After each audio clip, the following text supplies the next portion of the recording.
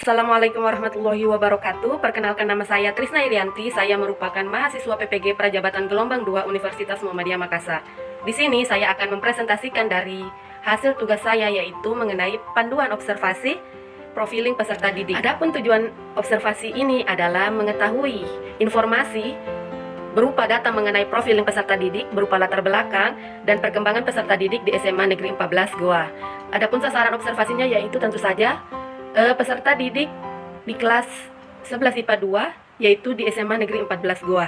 Adapun waktu dan tempat yaitu pelaksanaan observasi sebagaimana yang terlampir hari Kamis tanggal 9 Februari 2023 pukul 10 hingga 14.30 WITA.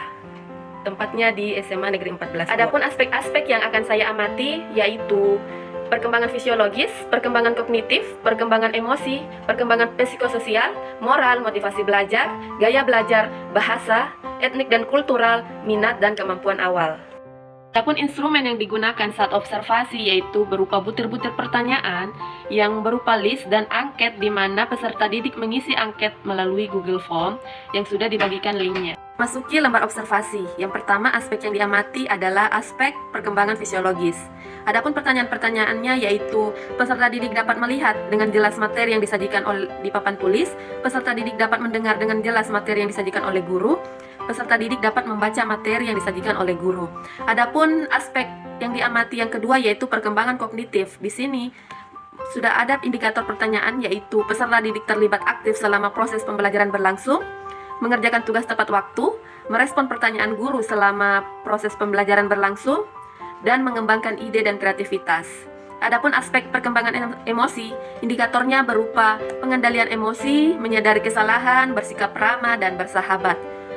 Aspek yang diamati selanjutnya yaitu perkembangan psikososial. Indikator-indikator pertanyaannya yaitu kepekaan dan membuang sampah pada tempatnya.